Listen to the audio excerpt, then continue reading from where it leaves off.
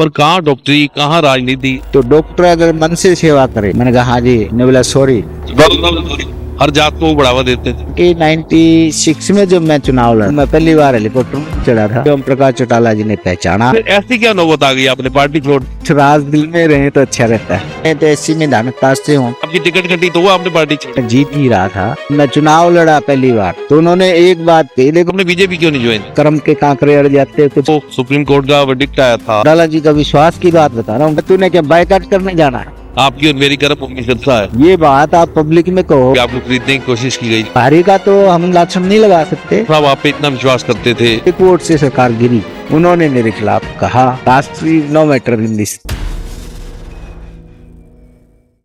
आज के पॉडकास्ट में मेरे साथ हैं बड़े सरल स्वभाव के एक नेता जो 2 बार सिरसा से एमपी रहे हैं, सांसद रहे हैं और 1 बार विधायक भी रहे हैं। तो आज उनसे बात करते हैं। पहले तो अपना जीवन परिचय दीजिए, फिर उसके बाद आपकी सादगी की बात करेंगे। बलजीत जी, आपको भी नमस्कार और दर्शकों को भी नमस्कार। और आपने मुझे बुलाया आपके पॉडकास्ट में, उसके लिए आपका बहुत बहुत धन्यवाद। स्वागत है। और आपने मुझे ये कहा कि भी मैं 2 बार सांसद रहा, 1 बार विधायक भी रहा और साथ के साथ जीवन परिचय। कोई लंबी चौड़ी कहानी नहीं है मेरे जीवन। मेरा जन्म स्थान जो है वो राजस्थान में रायसिंह नगर जिला कानगर है। और मेरे पिताजी की डायरी के अनुसार मेरा 30 अगस्त 1962 का जन्म। लेकिन हमारे यहाँ जिस तरह से कल्चर है, एक संस्कृति है बागड़ की, बागड़ी में जैसे हमारे वो लोग हैं कि बड़े बेटे को कई बार नानके भेज दिया जाता है। तो मैं अपने नानके में गया और मेरी एजुकेशन वहीं लोहारू के पास एक छोटा सा गांव है सौंसरा, वहाँ मेरी एजुकेशन हुई। और उसी एजुकेशन से मैंने, पहले तो वो 8वीं तक ही था वहाँ, लेकिन जैसे मैंने 8वीं पास की वो हमारा स्कूल प्रमोट होकर 10वीं में हो गया। और फिर हमारा सेंटर जैसे वो लोहारू आता था, तो मैंने मैट्रिक वहाँ से पढ़ना सीख करी।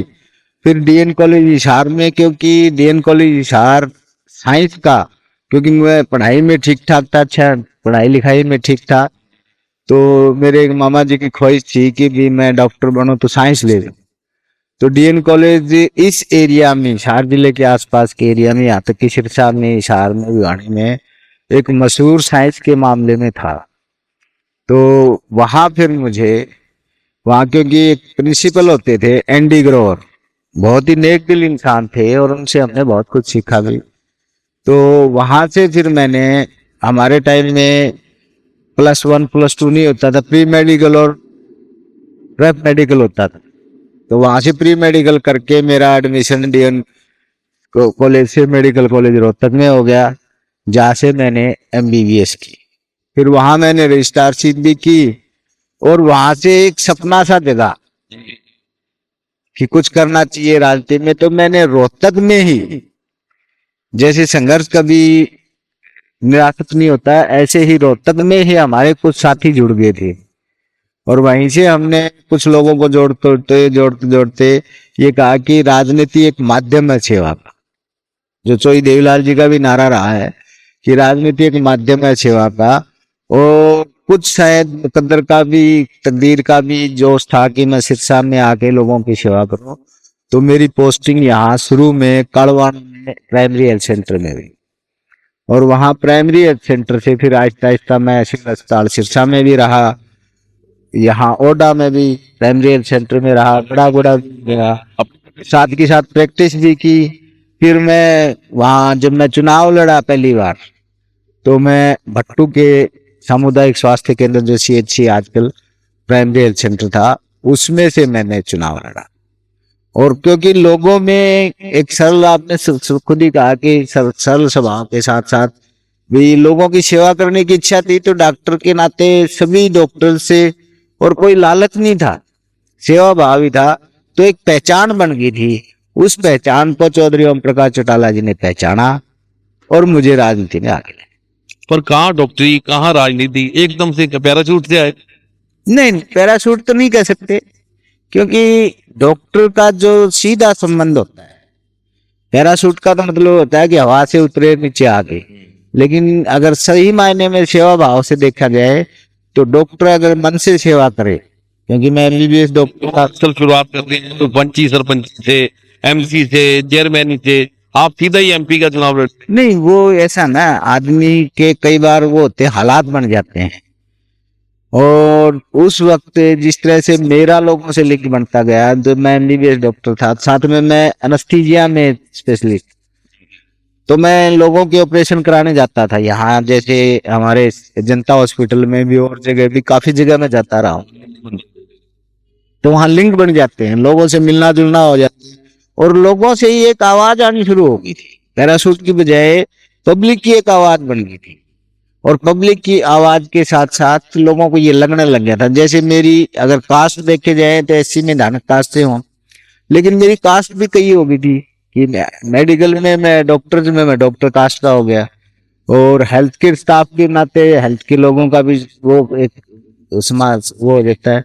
तो उस हिसाब से सभी मुझे अपना समझने लग गए थे, और उस बात को चौधरी ओम प्रकाश चौटाला जी ने खूब पहचाना कि तो आप पार्टी के कोई वर्कर नहीं थे, कुछ नहीं थे, सीधा चुनाव लड़ते, कैसे मुलाकात हुई? नहीं, ऐसी बात नहीं, मेरी चौधरी देवीलाल जी के प्रति श्रद्धा रही थी।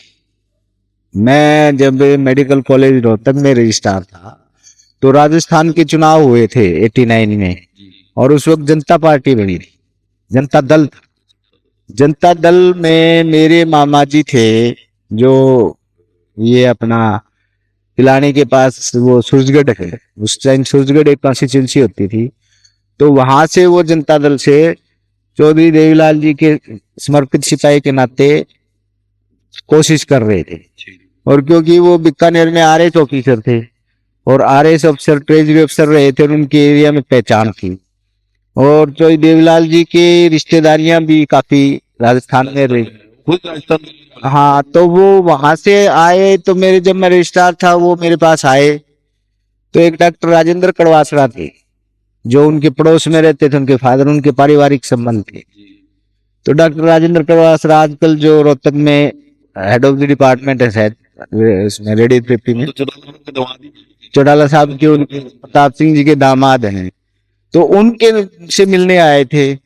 तो उनसे मिलते मिलते मेरे से मुलाकात हो गई, क्योंकि मैं भी चौधरी देवीलाल जी के प्रति श्रद्धा, क्योंकि चौधरी देवीलाल जी से मैं मेडिकल कॉलेज में भी, हरियाणा भवन में भी एक दो बार, क्योंकि स्टूडेंट थे, बच्चे थे, इतना राजनीतिक ज्ञान तो नहीं था, लेकिन मिलते रहे। भाई क्रेज था चौधरी देवीलाल जी के प्रति, एक ऐसा क्रेज था कि चौधरी देवीलाल जी से मिलके आए। तो जब वो आए तो उनसे मुलाकात हुई, और उसी दौरान उनको टिकट मिल गई जनता दल की, और वो जनता दल के टिकट से एमएलए भी बने। और मुझे भी क्योंकि थोड़ा इंटरेस्ट भी था, और मुझे वहां फिर काम करने के लिए भी जाना पड़ता था, मैं राजस्थान में। तो चौधरी देवीलाल जी के प्रति होते हुए फिर यहाँ आके जब मैं यहाँ, तो मुझ पे, हालांकि मैं इतना एक्टिव नहीं था राजनीति में, लेकिन मेरी पहली पोस्टिंग में ये था कि मेरे पे एक ठप्पा लग गया लोकदल, और वो लोकदल का ठप्पा लगने की वजह से फिर जो लोकदल के काफी सीनियर लोग थे, उनसे मिलना जुलना भी होता रहा। जैसे भरत सिंह जी ओडा थे, ओडा गांव में, प्रताप चुरनिया थे, कागदाना से थे धनपत सिंह जी, ऐसे काफी जो चौटाला जी के बहुत करीबी साथी थे, उनसे भी मुलाकातें, पता नहीं कैसे जब संयोग बढ़ना होता है ना, तो वो बढ़ता गया। और उस वक्त जैसे लोकदल थी, ये लोकदल भी नहीं थी उस टाइम, पार्टी का पूरा नाम नहीं था, लेकिन चौटाला जी के पास एक सोशल इंजीनियरिंग करने का बड़ा अच्छा मौका था। सब कास्ट को महत्व देते थे। हाँ, जैसे शैलजा जी के सामने कोई मजबूत कैंडिडेट उनको दिख नहीं रहा था, और मनीराम जी डबवाड़ी वाले थे, वो थोड़े एज्ड हो गए थे, उन्होंने मना भी कर दिया था कि भी मैं ना लोकसभा का चुनाव नहीं लड़ पाऊंगा। भागीराम जी इंटरेस्टेड थे, लेकिन वो कहते थे मैं लोकसभा का भी लड़ू और विधानसभा का भी लड़ू, यानी वो अपने बेटे को तो लोकसभा लड़ाना चाहते थे, खुद विधानसभा। तो चौटाला जी ने इस बात को नहीं कहा। फिर हमारी कास्ट को, जैसे बिरादरी को, जैसे आज जो टीएचसी समाज, सोशल इंजीनियरिंग की जो बात की डॉक्टर साहब आपने, ये चौधरी देवीलाल में नहीं थी? हर जात को वो बढ़ावा देते थे। देखो चौधरी देवीलाल जी में थी, तभी तो चौधरी ओम प्रकाश चौटाला जी में आई। ये बात है ना, अभी चौधरी देवीलाल जी ने ही तो देखो हर छोटी से छोटी बिरादरी को, छोटे कम्युनिटीज को, जो जिनका वोट बैंक भी कम था, उनको राजनीति में आगे लाया और एक जागरूकता पैदा की। तो ये देवीलाल जी से ही शुरुआत हुई थी, जिसको आगे बढ़ाने का काम चौधरी ओम प्रकाश चौटाला जी ने। और वही चौटाला जी कि जैसे मैंने कहा कि 96 में जब मैं चुनाव लड़ा तो चौटाला जी मुझे इतना नहीं जानते थे, लेकिन मुझे कई किस्से याद हैं कि हमारी पहली बातचीत, हालांकि उन्होंने मुझे टिकट भी डिक्लेयर कर दिया था, लेकिन पहली और हमारी जब पहली बातचीत हुई तो भावदीन में जब हम हेलीकॉप्टर में चढ़े तो हेलीकॉप्टर में वो कानों पे लगा के करते, तब मैं पहली बार हेलीकॉप्टर में भी चढ़ा था, तब हुई थी। हालांकि उससे पहले काफी मैंने यहाँ एक सम्मेलन भी किया था, सामाजिक सम्मेलन, तो उस हिसाब से काफी एक्टिव, मतलब एक पॉपुलरिटी आ गई थी। लेकिन शैलजा जी के सामने उस टाइम कोई मजबूत नेता इनके पास था नहीं, और तो खासकर 96 में पहला मौका मिला। हाँ 96 में पहला मौका मिला। और मुझे बड़े हल्के में, पार्टी ने भी खुद बड़े हल्के में मुझे लिया कि भी चलो। दो कारण थे कि एक तो शैलजा जी के सामने भाई पढ़ा लिखा डॉक्टर, एमबीबीएस डॉक्टर, जी जी। और एक कम्युनिटी का वोट बैंक हमारा, जैसे आज बीएससी पूरी है, जैसे जिसमें धानक वाल्मीकि बाजी रोड आते हैं, तो हमारी कम्युनिटी से पहले भी चुनाव लड़े थे, थोड़े मार्जिन से हारे हुए थे, तो कम्युनिटी का भी रिप्रेजेंटेशन मिलता था। तो उस कम्युनिटी पूरा सपोर्ट किया। पूरा, मैं उतना इतना फेमिलियर तो नहीं था, लेकिन उतना नहीं कर पाया जैसे आज मैं थोड़ा समझदार हो गया हूँ राजनीति में। अगर उस वक्त समझदार होता तो उस टाइम ही जीत जाता। मेरी हार कितनी थी, 13,000 वोटों से थी। और सही मायने में बताऊं, मैं आज आपको दिल की बात बता रहा हूँ कि वो 13,000 वोट से भी नहीं हारता, मैं जीत ही रहा था। और वो कहने को तो कुछ भी कह लो, लेकिन क्योंकि एम्प्लॉइज का जो से रोल होता है ना, वो उस टाइम बंडल बनते थे, काउंटिंग होती थी, 3 दिन काउंटिंग चली थी, तो ईवीएम नहीं थी, तो उस काउंटिंग में थोड़ी बहुत कर जाते हैं। तो 5-7 हजार कई अफसर भी जैसे थे यहाँ के, बीवी कौशिक मुझे आज भी याद है, एसडीएम थे वाले के, वो कहते थे ने बोला मैं देखूंगा कैसे जीतेगा। अब मैं नादान आदमी था, उस टाइम नहीं था। टोहाना में हमारे वो हराया गया जलंधर में। हाँ भाई, वो टोहाना में जैसे थे भी, इंदौरा जी थे, ओपी इंदौरा, वो है ना मेरे वर्करों को, वो है ना जैसे काउंटर तनातन तो नहीं रहे, लेकिन वो इस बात को करते थे कि इंदौरा के नाम से मैं ही आगे रहूं और कोई आगे आए। ये तो साहब को क्या कि आप ट्रांसफर नहीं करवाई उनकी। नहीं, चौटाला साहब के मैंने कह के क्या करवाना था, लेकिन वो उनके लक्षण ही ऐसे थे कि चौटाला जी को खुद ही उनकी ट्रांसफर करनी पड़ी। मेरे कहने से थोड़ा ही वो था, लेकिन ये था कि जो अधिकारी है, जो अफसर है ना, मौके की सांसद या मौके के एमपी या एमएलए का रिगार्ड ना करे, उसे उस डिस्ट्रिक्ट में रहने का वैसे फिर दौरा वाला में क्या किस्सा था कि आपको बैठक में नहीं बुलाया, एक मंच पे जो प्रोग्राम था मंच पे स्थान नहीं दिया। नहीं, वो एक हमारे बड़ौला वाड़ी से एक मार्केट कमेटी के चेयरमैन बनाए थे, जी। वो गांव बड़ौला वाले, नाम दिमाग से उतर गया मेरा। तो चेयरमैन की ओथ सेरेमनी का प्रोग्राम था, तो चौधरी लीला कृष्ण मेहता एमएलए थे, मैं एमपी था, और हमारा अच्छा प्रोग्राम था। जो प्रोग्राम हो गया तो वो थोड़ा सा इस बात की ईर्ष्या तो रखते ही थे, तो लीला कृष्ण जी को उन्होंने स्पीच करवाया और प्रोग्राम वाइंड अप कर दिया। मुझे थोड़ा सा महसूस हुआ, अभी भी एक सांसद के नाते जो प्रोटोकॉल के हिसाब से मुझे दिया जाना चाहिए था, वो रिगार्ड नहीं दिया। तो मैंने थोड़ा सा, क्योंकि अब एक कास्ट की होगी एक दूसरे की सपोर्ट करने की जाए, वो आपके कास्ट का मतलब ये थोड़ा ही होता है कि सारे भी आपके समर्थक हो जाएंगे, caste is no matter in this. तो उन्होंने नहीं दिया, तो मैंने उनको थोड़ा सा, क्योंकि वो डिप्टी कमिश्नर थे, सीएम से रोज बात कर सकते थे, उन्होंने मेरे खिलाफ कहा। तो मुझे नहीं पता, हम तो रूटीन में थोड़ी सी बात जैसे कह के आगे, तो मेरे साथ 2-3 और वर्कर थे, वहां बैठे हम चाय जी पी, और चौटाला जी के खास समर्थक थे कुछ लोग। चौटाला साहब ने आपसे पूछा। नहीं, फिर अगले दूसरे दिन क्या हुआ कि एनडीए की मीटिंग आ गई। एनडीए की मीटिंग में, क्योंकि मैं लीडर ऑफ द हाउस था, मैं तो संसदीय दल का नेता था, तो मुझे एनडीए की मीटिंग में बुलाया गया। फोन आया जॉर्ज फर्नांडिस का कि क्योंकि वो चेयरमैन थे, तो बुलाया, तो मुझे कहा गया। तो मैं हर काम चौटाला जी से पूछ के ही करता था, उनकी नॉलेज में होता था कि मैं क्या कर रहा हूँ क्या नहीं कर रहा हूँ।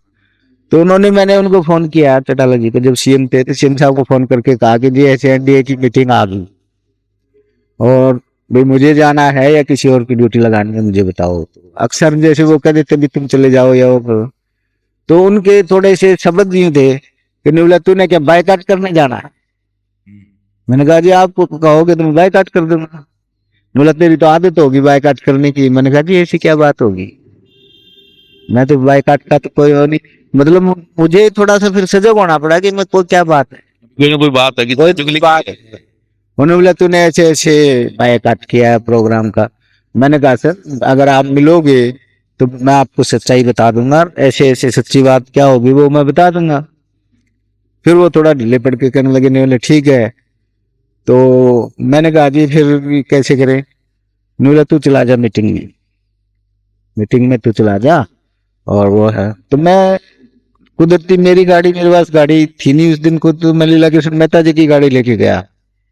तो मैं रोहतक के नजदीक ही था कि वहां से फोन आ गया जार के ऑफिस से कि वो कैंसिल होगी कल की, आज के बजाय कल कल होएगी, अगले दिन, मतलब एक दिन पोस्टपोन हो।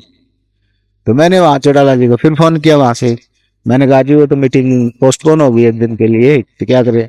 फिर वो बोला क्या? मैंने कहा जी कल आपके सिरसा के प्रोग्राम है तो मैं उनमें आ जाऊं। वो कहने लगे तो फिर मीटिंग कौन अटेंड करेगा? मैंने कहा जी कैप्टन इंद्र सिंह को कह देता हूँ मैं, और आप भी फोन कर दो, भी कैप्टन साहब चले जाएंगे, नजदीक ही है। वो कहने लगे, मैंने कहा आपसे बात भी करनी है, मैंने आपको बताना भी है। वो कहने लगे हाँ बात तो तेरी ठीक है। मैं बोला मैं कैप्टन को कहता हूँ, तुम भी कैप्टन को कह दो और तुम वापस आ जाओ। मैं कैप्टन इंद्र सिंह की ड्यूटी लगाई, चौटाला जी का भी फोन उनके पास चला गया, तो वो कहने लगा ठीक है मीटिंग में अटेंड कर लूंगा, मैं वापस आ। फिर यहाँ आगे आपने बात अगले दिन जब गाड़ी में बैठने लगे, प्रोग्राम में साथ तो होता ही था, एमपी था तो एमपी के नाते साथ होता था, तो उन्होंने फिर अकेले में गाड़ी में बैठे थे तो उन्होंने पूछा क्या बात थी। तो मैंने कहा जी सच्चाई तो ये भी ये बात हुई थी। मैं कभी चौटाला जी के, आज तक मेरा मेरा रिकॉर्ड रहा है, मैंने कभी चौटाला जी को झूठ नहीं बोला। झूठ तो मैं अजय सिंह और अभय सिंह को भी नहीं बोलता था, लेकिन वो सुनते कम थे। तो चौटाला जी ने कहा कि ठीक है। मैं बोला, वो कहने लगे मेरे पास सीआईडी की रिपोर्ट है। मैंने कहा जी नहीं मैं समझ गया कि रिपोर्ट किसकी है, लेकिन वो तो उन्होंने कहा ठीक है। वो जी अगले 2-3 दिन के बाद, खुद तो बोलो ना किसकी रिपोर्ट थी? सीआईडी की? नहीं मैं तो समझ गया था वो ही डीसी ने लगाई थी उस टाइम, डीसी ओपी इंदौरा होता था। तो वो 2-3 दिन के बाद उन्होंने अपने बोला कौन कौन आदमी थे?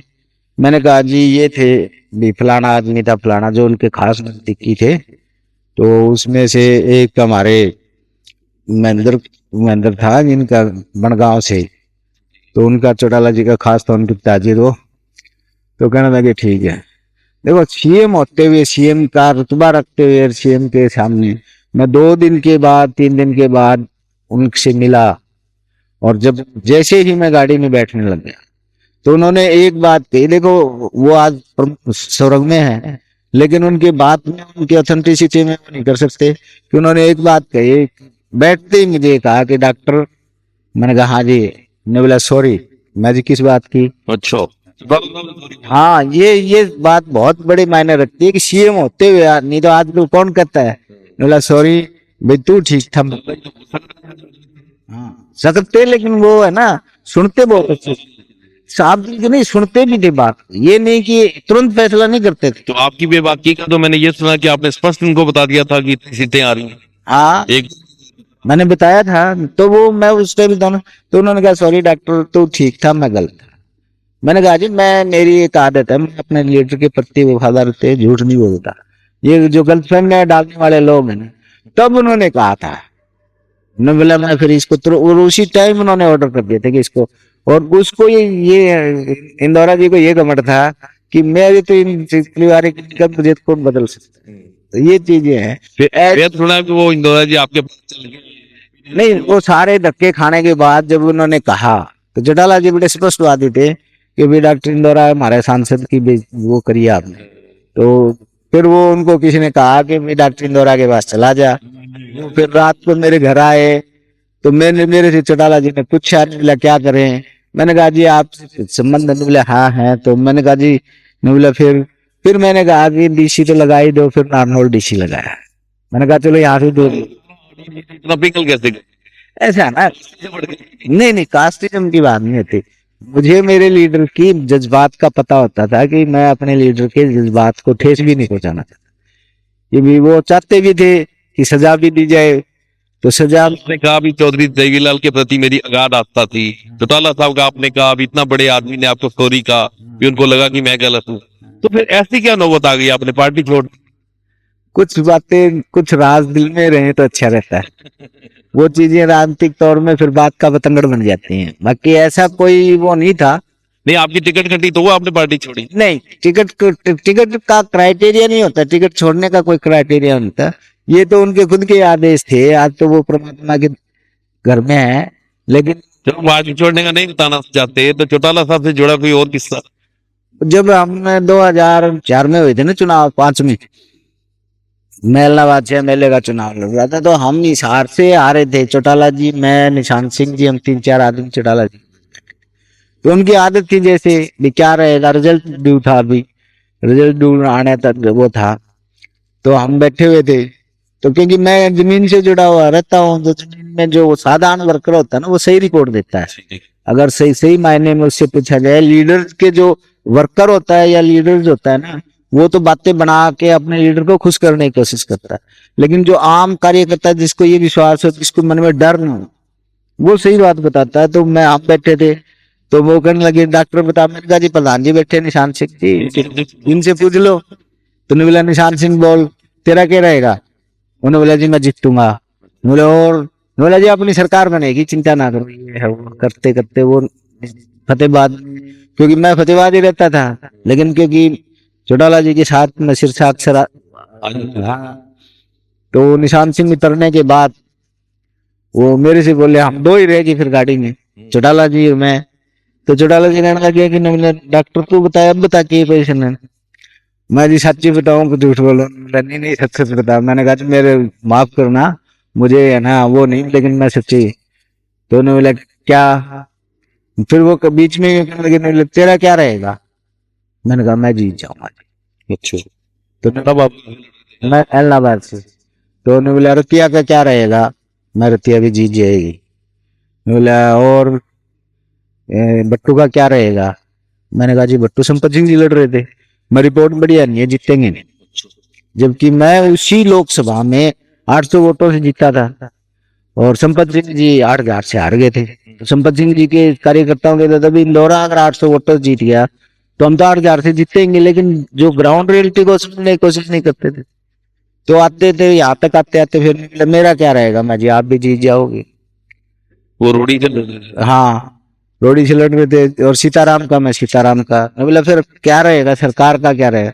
मैं जी अगर वो बुरा ना मानना तो एक बात कहूँ, मैं जी लोग ये कहते हैं कि अपनी 9 सीट आएंगी, 10 में नहीं आएगी। अच्छा, सिंगल डिजिट? हाँ, मैं ये स्पष्ट ही कहा। यहाँ तक आते आते, कोठी तक आते आते मैंने कह दिया कि 9 ही आएंगे अपनी। लोग कहते हैं जी, और लोगों की आवाज तो ये है।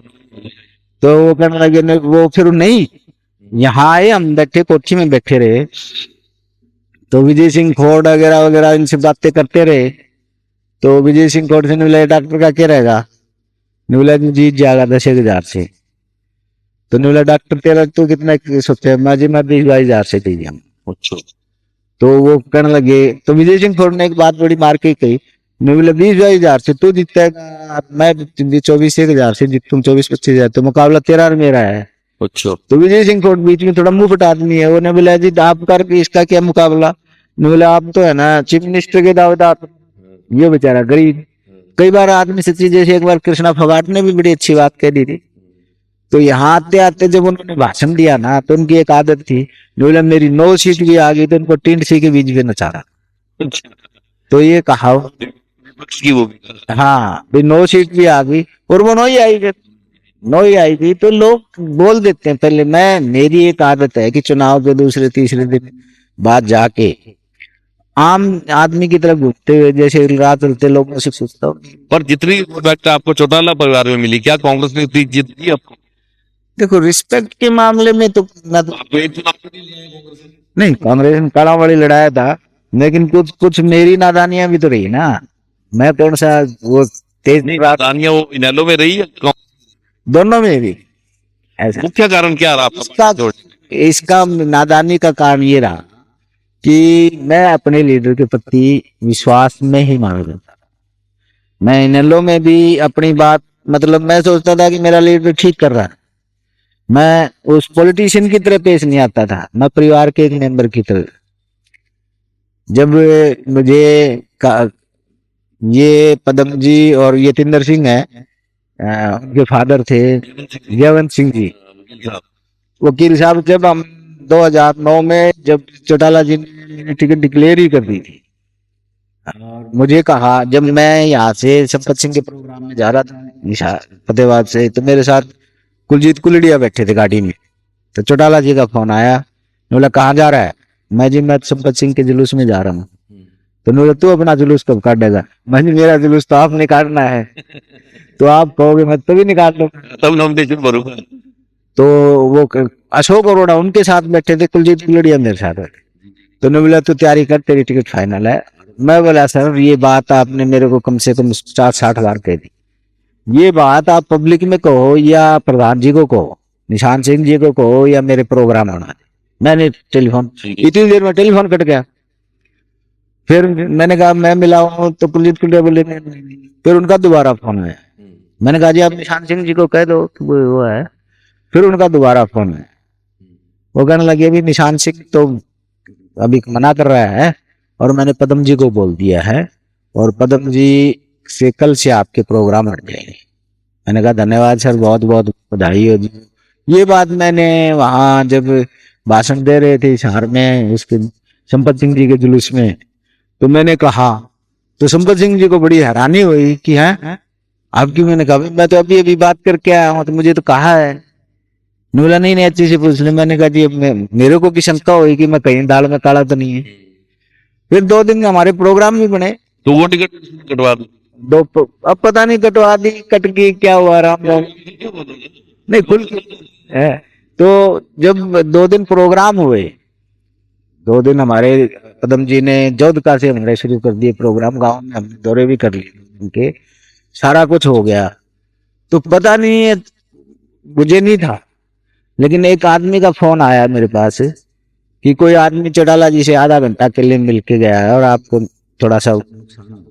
मैंने कहा मेरे को क्या नुकसान है, मेरे लीडर कहेंगे तो लड़ लेंगे, नहीं कहेंगे तो नहीं लड़ेंगे, कोई ऐसी बात नहीं। तो वो कहने लगे नहीं नहीं, तो वो है ना। तो मैं जब यार जयमल सिंह जी राम बीजेपी इनेलो का समझौता था उस टाइम, ठीक है। तो मैं साथ 2009 की तो लोकसभा की, तो हम जब वहां मीटिंग कर रहे थे तो जब इन्होंने कहा तो वो करने लगे भी यार कैंडिडेट आप, सबको ही पता था भी कैंडिडेट तो यही है। मैं मीटिंग खत्म करके 10-11-10 बजे से चौटाला हाउस के आगे से निकल के फतेहाबाद जा ही रहा था कि चौटाला जी का फोन आ रहा। बोला तूने घोषणा कर दी? मैंने कहा जी मैं तो कौन होता हूँ घोषणा करने वाला, घोषणा तो आपने करनी है, लेकिन ये है कि लोगों को घोषणा का पता ही है। हाँ तैयारी शुरू कर दी है मैंने वो प्रोग्राम। बोला नहीं मैं रीथिंकिंग करूंगा जी, आपके मालिक हो मेरे तो जैसे करो। लेकिन उनको आखिर तक भी ये नहीं था कि भाई डॉक्टर की टिकट काटे, क्योंकि उनको उनको देखो, ये आपने इनेलो कब छोड़ी? इनेलो मैंने छोड़ी नहीं, हाँ हार गई। हालात ऐसे बन गए कि छुड़वाई गई सब से। मैं दिल से तो इनेलो को कभी छोड़ने वाला ही नहीं था। कसम से कहता हूँ, परमात्मा की कसम खा कहता हूँ कि मैंने कभी सपने में भी नहीं सोचा था कि मैं इनेलो को हालात, बस आप तो हालात का मुकाबला करते हैं। देखो मैं थोड़ा सा जमीर वाला आदमी, खुददार वाला आदमी, और जहाँ हर आदमी को खुददारी मतलब इज्जत ना मिले, रिस्पेक्ट ना मिले, मुझे कोई एमपी एमएलए बनने की कोई इच्छा नहीं थी। मैं तो प्यार का भूखा था, इज्जत का भूखा। मुझे प्यार से अगर पोछड़े मार ले तो क्या दिक्कत है, इज्जत से अगर आदमी को बोले तो उसमें है ना। तो वो चीजें जो है ना वो कम हो गई, एक विश्वास कम हो गया था। हालांकि मेरे एक पंडित जी थे जो मेरे राजनीतिक अच्छे थे, वो थे गुरु थे। उन्होंने जब मैंने उनको कहा तो मेरी आंखों में आंसू आ गए थे। और मैं आपको आज बता रहा हूँ कि लास्ट मोमेंट तक जब मैंने रिजाइन करके कांग्रेस ज्वाइन करनी थी, उस लास्ट मोमेंट तक भी मैंने अशोक अरोड़ा को, क्योंकि मुझे पता चला कि भी अशोक अरोड़ा जैसे साथ साथ, लेकिन कई बार हालात ऐसे हो जाते हैं कि आदमी चाहते हुए भी वो नहीं। मैंने फोन किया, उसने कहा कि बात कराते हैं, मैं वो फोन फिर गाड़ी में रह गया। अगर फोन गाड़ी में ना रहता तो क्या पता मन बदल जाता क्या। वो सब करने की बात है, फिर तो क्या होता है। अब आज आपने पूछ लिया तो अच्छे संबंध थे, आपके लिए प्रचार करने भी आए थे। हाँ, नहीं फिर आपने बीजेपी क्यों नहीं ज्वाइन? ऐसा है, मैं बोलता हूँ ना, कुछ मुकद्दर का खेल भी होता है, कुछ कर्म के कांकरे अड़ जाते हैं, कुछ बातें होती हैं। तो अब जो कांग्रेस की दुर्गति हो रही है उस पर क्या कहेंगे? अभी भी नगर परिषद के नगर चेयरमैन के सारे इलेक्शन हुए हैं, तो आपने देखा ही है क्या हुआ? देखो, सारा कुछ ही बीजेपी। कहने को तो देखो, मैं आपको एक सच्चाई दे, कांग्रेस को कहते हैं एक विचारधारा का। अभी मैं राजकुमार शर्मा के यहाँ एक बीजेपी के थे। नहीं, विचारधारा काम, जिस पार्टी की स्थापना एक अंग्रेज ने की हो, 28 दिसंबर 1885 को एओ ह्यूम ने की स्थापना, एक अंग्रेज ने, तो विचारधारा, भारतीय विचारधारा कैसे हो सकती?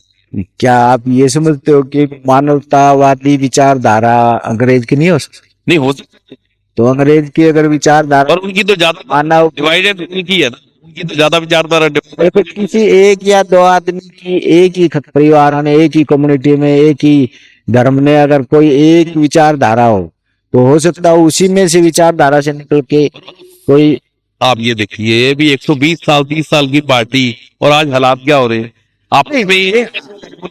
इस बात को मैं मान सकता हूँ कि जो एक विचारधारा कहते हैं ना कि कांग्रेस इस विचारधारा, वो विचारधारा खंडित होते होते होते होते 120 साल में आज एक व्यक्ति विशेष की धारा होगी, व्यक्ति विशेष, चाहे वो हमारे हाईकमान हो। आप मानते हैं खेमे हैं, कोई हुड्डा इससे भी बड़े खेमे, मतलब बस वो कहते हैं ना, सियासत होती है बड़ी बड़ी, वो है, खेमों से काम नहीं चाहिए। कांग्रेस अगर खेमों में बैठी होती तो खेमे तो फिर भी जुड़ जाती। पार्टी छोड़ के गए, उन्होंने आरोप लगाया कि हमने हुड्डा साहब की वजह से छोड़ा, चाहे वो किरण चौधरी हो। देखो, ऐसा है ना, अब मैंने पार्टी छोड़ी थी तो मैं किसी पे आरोप लगाऊं तो अच्छी बात नहीं। छोड़ने वाले ने छोड़ने का तो बहाना बनाना ही होता है। आपकी बातचीत से लग रहा है कि आपका दिल तो आज भी नेलो के साथ है। नहीं, मेरा इनेलो में देखो, मैं एक बार छोड़ दिया तो छोड़ दिया, ये सच्चाई है। अपनी पार्टी भी तो बनाई। वो पार्टी बनाई थी लेकिन उसमें भी धोखा हो गया।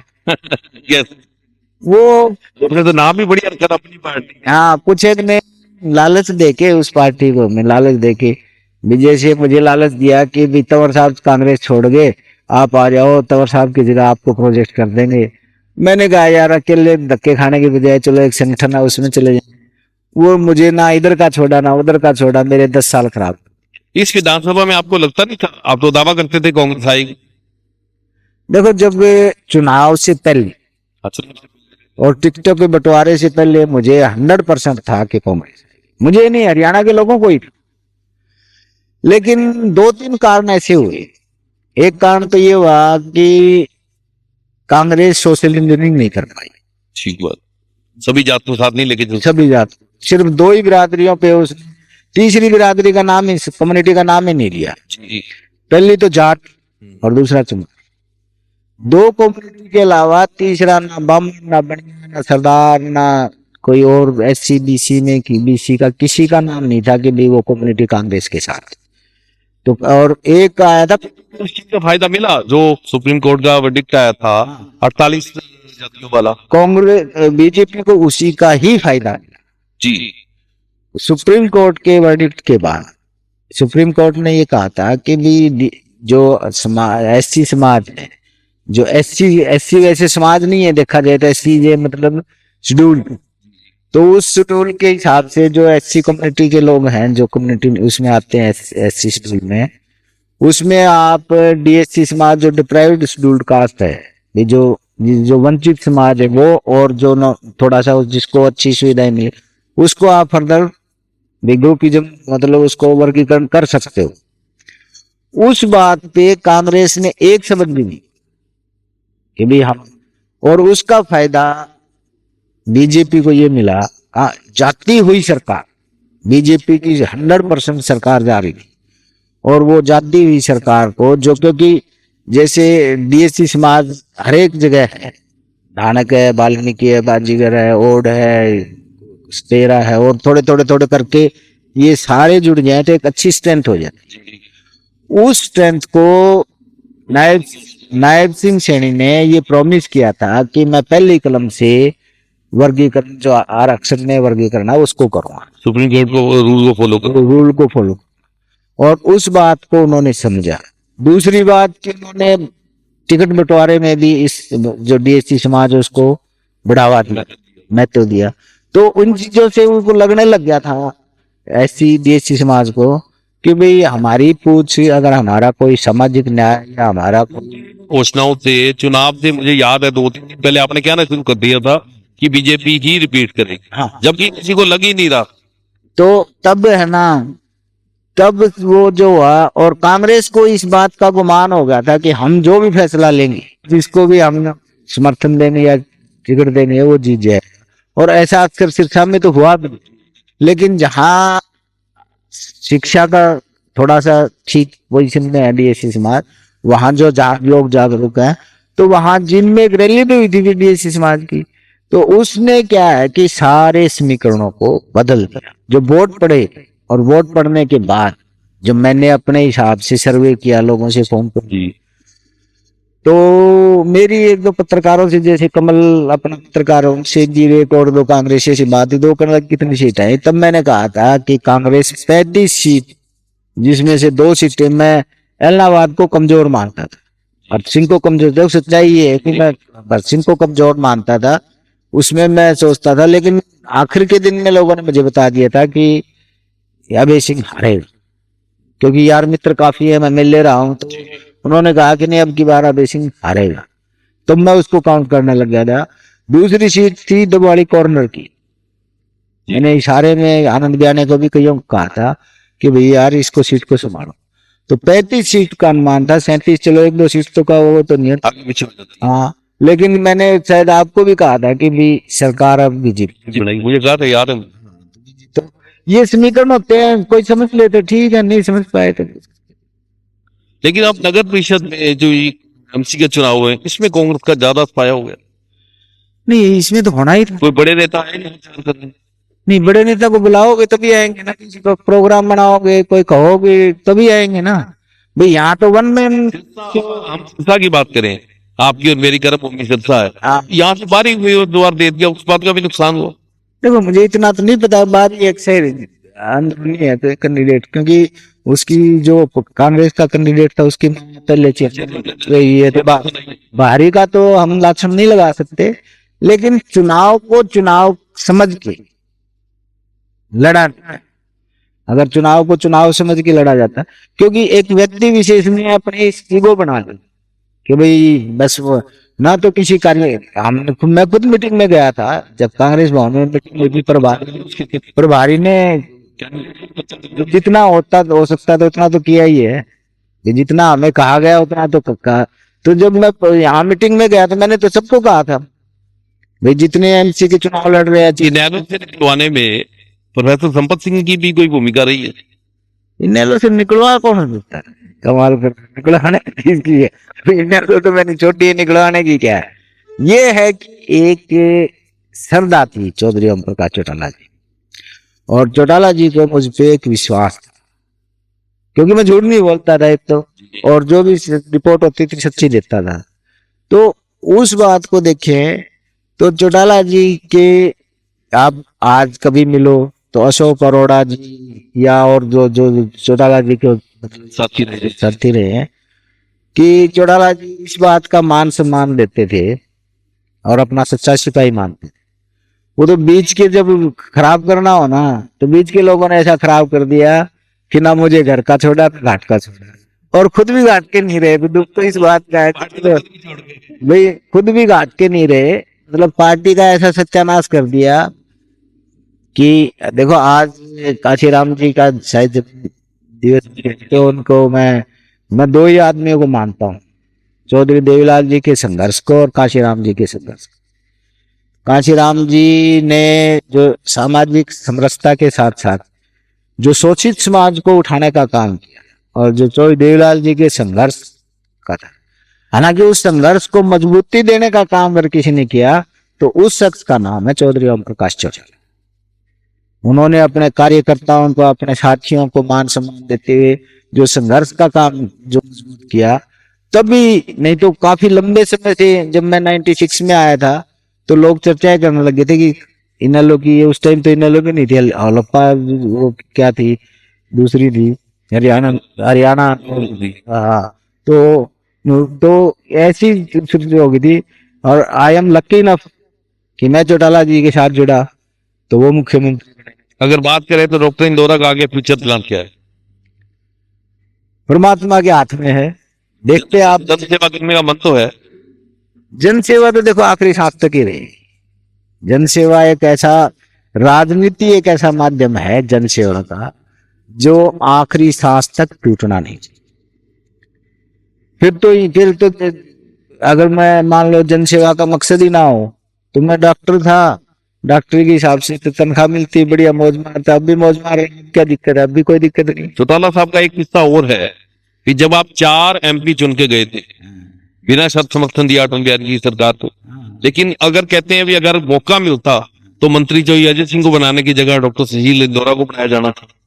ये बात तो उन्होंने खुले तौर पे भी कह दी थी कि भाई मैं अगर मतलब मंत्री बनाऊंगा तो डॉक्टर इंदौरा को बनाऊंगा।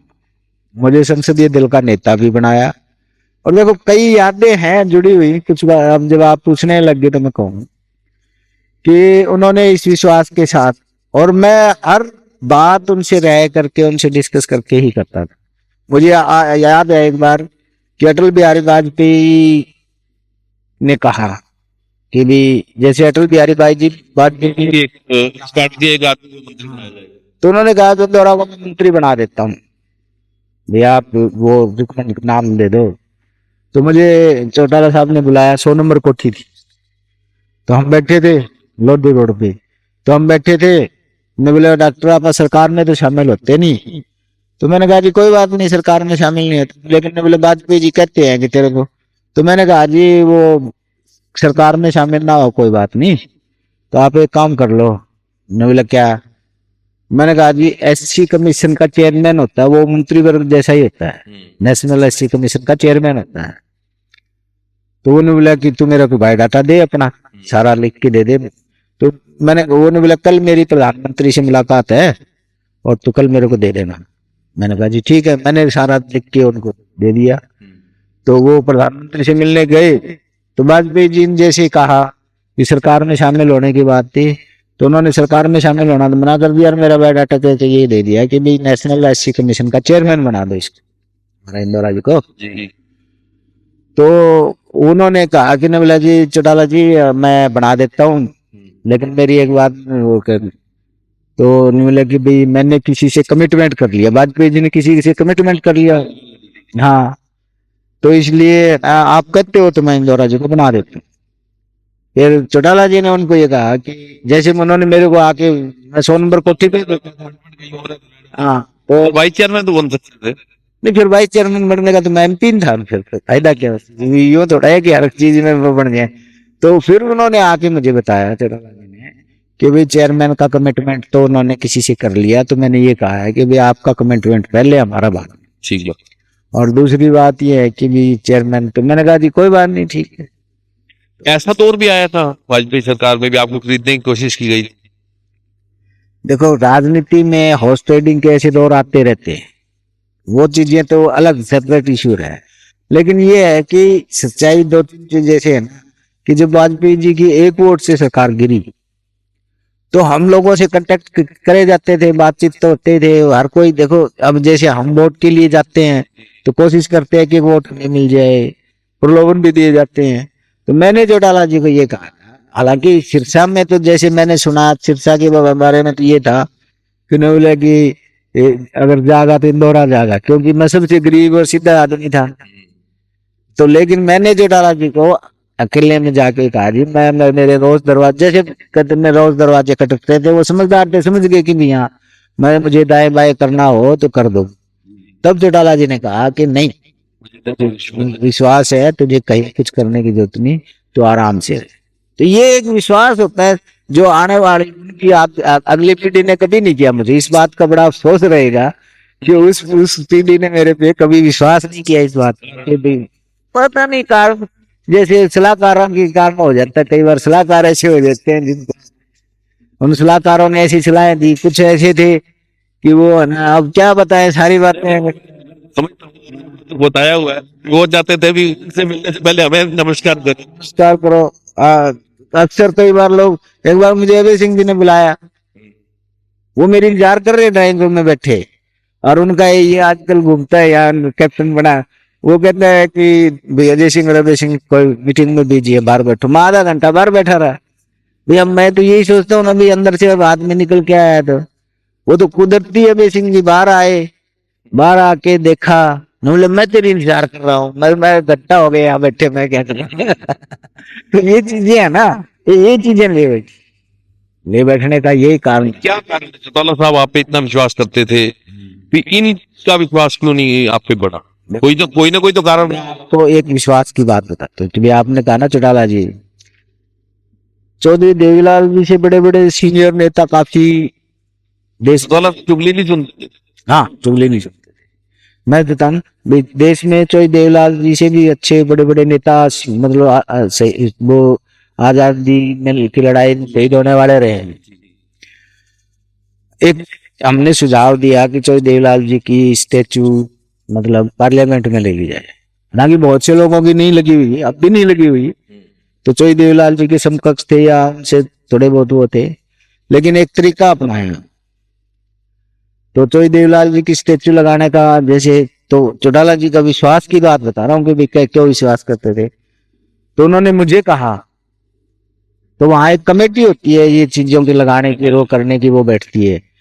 तो चौटाला जी ने मुझे कहा भाई हाँ क्या करें। मैंने कहा जी तो 3 एप्लीकेशन रखी, एक ट्रस्ट की, और एक मैंने लगाई 2, और एक शायद जाट समाज की मतलब किसान की, कुछ ऐसी 3 एप्लीकेशन लगी। तो वहां, क्योंकि मैं उस मीटिंग का मेंबर नहीं था, तो वहां बातचीत चली तो पता तो चली जाता था। तो भाई जो उन्होंने रिजेक्ट कर दिया, जब रिजेक्ट कर दिया तो वो हो गए। तो मैं एक्चुअली चेयरमैन था labour and welfare parliamentary standing committee का, और उसमें जो एससी या जो किसी कास्ट का इंक्लूजन एक्सक्लूजन होता है वो था, तो उसमें करते थे। तो उसमें मनोहर जोशी उस टाइम स्पीकर था, बादल साहब थे, तो कई बिल आए थे, मेनका गांधी उसकी मिनिस्टर थी। तो वो जो बिल रेफर होके आते हैं ना, तो वो चेयरमैन पार्लियामेंट्री स्टैंडिंग कमेटी में आते हैं। तो वो मेरे पास काफी बिल आए हुए थे, जिसमें मनोहर जोशी जी को जो स्पीकर थे वो, बादल साहब को, औरों को बहुत। तो मैंने कहा कहती थी डॉक्टर यार मेरे ये जल्दी जल्दी कर दे, मेरे पास कर दे। चेयरमैन लटकाए तो 5 साल लटका दे, और वो सरकार चाहे तो भी, सरकार की तो कोई दबाव होता ही नहीं। तो मेरे सबसे अच्छे लिंक बन गए थे। जो दूसरे और के थे वो कहते थे यार जल्दी सी कर दो, और हर मीटिंग बुला के उसको करते थे। तो वो चीजें पता चल जाती थी। चौधरी देवीलाल जी की स्टेचू वाली बात जब मीटिंगें होती थी तो बात तो निकल जाती थी। फिर मैंने चौटाला जी को कहा, मैंने कहा सर ऐसा है कि आप मुझे ये मनोहर जोशी को कह के, और जो कमेटी बनी है ना उसमें इनवाइट ही बनवा दो, स्पेशल इनवाइट। वो करने लगी उससे क्या फायदा होगा। तो मैंने कहा जी आंखों की शर्म बहुत होती है, जब मैं बैठा हूँ माना, तो आप चीफ मिनिस्टर हो और मैं बैठा हूँ माना, तो जो मना करने वाले मना करने वाले हैं वो भी खुली जुबान से मना नहीं करेंगे, थोड़ा दब जाएंगे, और मैं फिर आहिस्ता आहिस्ता उसको टैकल कर लूंगा। तो जो 2 तो उन्होंने रिजेक्ट कर दी।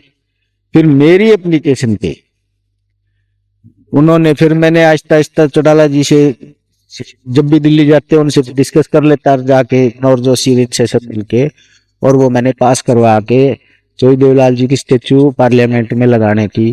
तो मैं, अजय सिंह जी और चौटाला जी हम तीनों गए, भी साइट देखी, भी कहाँ लगवानी है साइट, भी वो पास तो होगी। तो अजय सिंह जी से कभी पूछ लेना, वो पीछे मुंडा के पता नहीं जहाँ ये धनखड़ जी जैसे ये ना वाइस चेयरमैन वाइस प्रेसिडेंट इसका ऑफिस होता है, उसके पीछे से उन्होंने कहा। फिर मैं अड़ गया। तो जब मैं अड़ता था ना तो ऑथेंटिक बात पे अड़ता था, तो चौटाला जी समझ जाते थे कौन। मैंने कहा जी यहाँ ठीक नहीं है, जहाँ जो लोग आते हैं जहाँ लीडर का कद भी तो फिर मैंने उनको दिखाई कि महात्मा गांधी और मोतीलाल नेहरू जी के बीच में एक साइट थी। मैंने कहा जी यहाँ होगा मोतीलाल नेहरू या जवाहरलाल नेहरू? मोतीलाल नेहरू। तो उसके पीछे हाँ जहाँ चौधरी मतलब महात्मा गांधी जी बैठे हैं उसके उधर जाओ, मोतीलाल नेहरू की तो बीच में थी वो जगह। तो अजय सिंह जी वो पसंद करना चाहते थे पीछे वाले। हाँ चौटाला जी भी। मैंने कहा जी वो रास्ता बंद हो गया, पहले वो रास्ता जाता था ना जिसपे आपने देखा उस टाइम। हाँ फिर वो वहां साइड पास करवाई, उसमें फिर मूर्ति डोनेशन की बात आई तो मैंने कहा मैं डोनेट कर दूंगा भाई मूर्ति डोनेट। फिर वो मतलब एक विश्वास की बात है कि वो जम जाती है। फिर मैं वहां सुई भी अंदर नहीं जा सकती, आपको पता है पार्लियामेंट में तो सुई भी।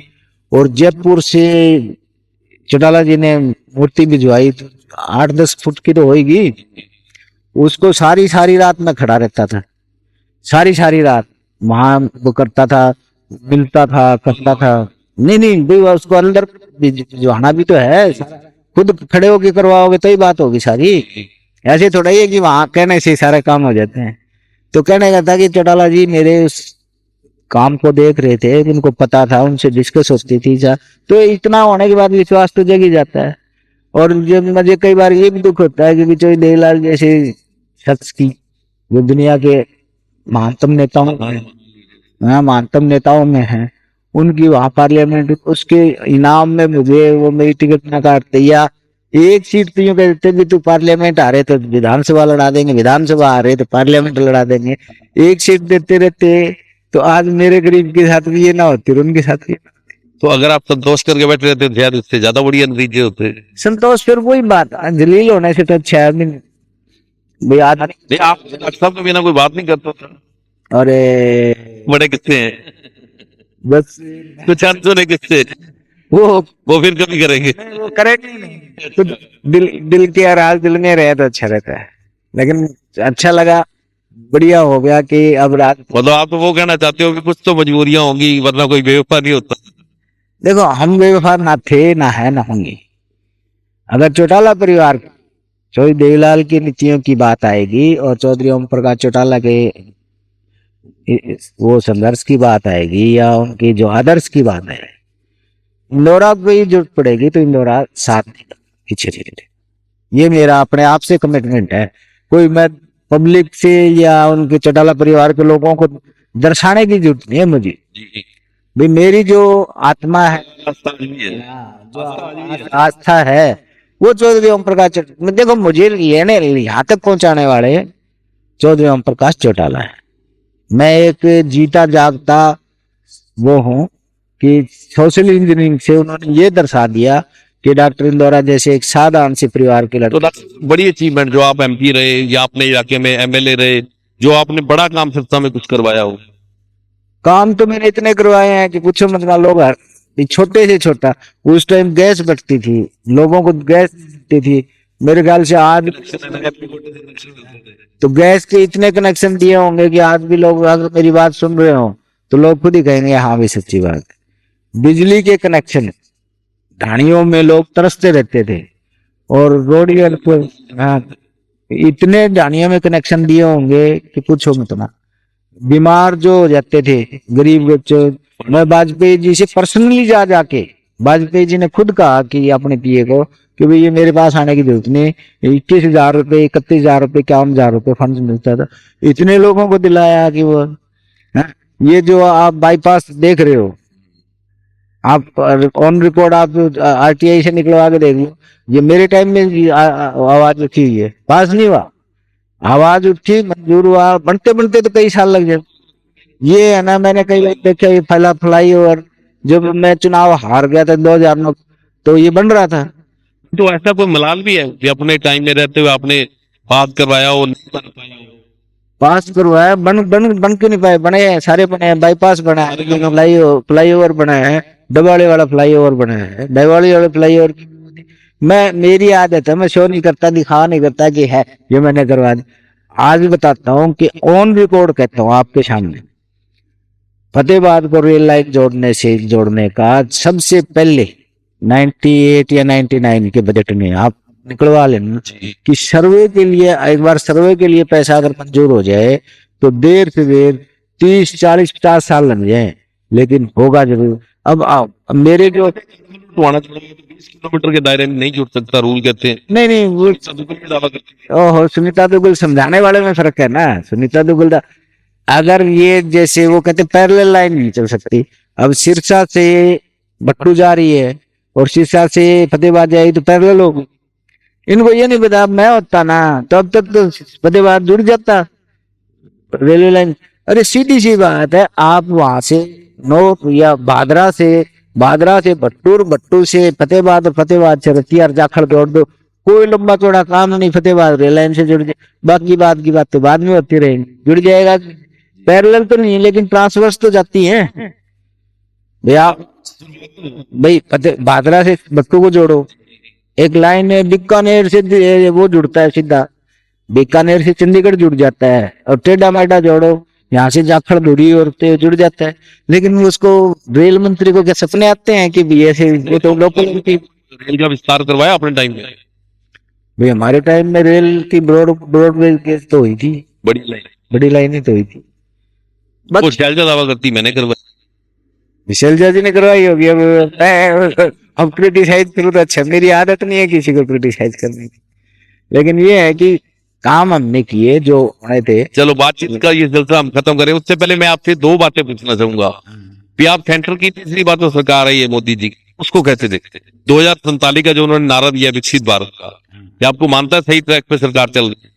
देखो, एक तो मैं जन साधारण आदमी की तरह देखूं या पॉलिटिशियन की तरह बताऊं, तो दो नहीं जनसाधारण की आवाज या मैं मतलब जो सच्चाई है वो बताऊं। जी सच्चाई। देखो, मैं 2014 से देख रहा हूं बीजेपी की सरकार, उससे पहले कांग्रेस की सरकारें रही हैं। मैं ये नहीं कहता कि कांग्रेस ने बहुत अच्छे बढ़िया काम किए हुए या उसमें ठगी ठोरी वाले लोग ना हो, सारे हैं, सब हैं, उसमें भी हैं। उसमें कांग्रेस में भी बहुत अच्छे लोग भी हैं, काम करने वाले लोग भी हैं, जिन्होंने किया वो भी लोग। लेकिन देश को ये जो नई दिशा देने का काम था, ये जवाहरलाल नेहरू से लेके और आगे तक चला, और ये कंटिन्यूस प्रोसेस, ये एक सिस्टम है देश का, लोकतांत्रिक ढांचा हमारा है। इसमें सरकारें आएंगी जाएंगी, लोग आएंगे जाएंगे, लेकिन ये व्यवस्था ऐसी बनी हुई है संवैधानिक तौर पे भी और लोकतांत्रिक तरीके से भी, कि देश तो आगे बढ़े। लेकिन 14 के बाद जब से मोदी जी बने, तो उन्होंने मतलब इमोशंस जो देश के नाम पे जैसे कहते कि मैं देश को महान बना दूं, मैं देश को वो कर दूं। अब कई चीजें अगर हम अभी देखें देश के, जैसे कि कोई भी देश लोकतांत्रिक देश एक धर्म के नाते नहीं चल सकता। अब तो कुछ कम हुआ है, लेकिन पहले तो बढ़ावा था कि जैसे गौओं के नाम पे ही लोगों को पीट दिया जाता था, मार दिया जाता था।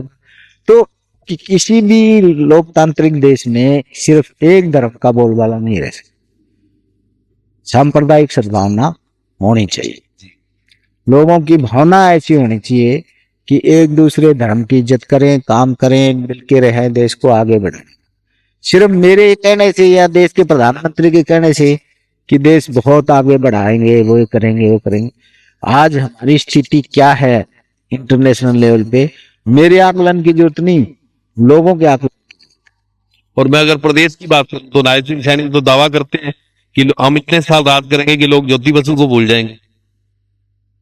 लोग ज्योति बसु को भी तो भूले ही हैं, तो फिर इनको भी भूल जाएंगे।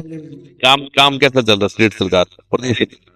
देखो, प्रदेश सरकार ने, इन्होंने वही बात है ना, जन भावनाओं को कैश करने का इनके पास एक अच्छा फॉर्मूला, एक अच्छा तरीका है जो टेम्परेरी होता है जी, और उन्होंने उसको कैश तो कर लिया है। जैसे बिना खर्ची बिना पर्ची का नारा तो दे दिया जी। लेकिन मैं कई बार अक्सर जाता हूँ, जैसे फतेहाबाद जाता हूँ, सेक्रेटेरिएट में काम से जाता हूँ, यहाँ से सेक्रेटेरिएट में, मुझे नहीं लगता कि कहीं भ्रष्टाचार की कोई कमी है। लोग है ना रो रहे हैं बुरी तरह से, की सरकार, लोग इतनी खर्ची बिना पर्ची का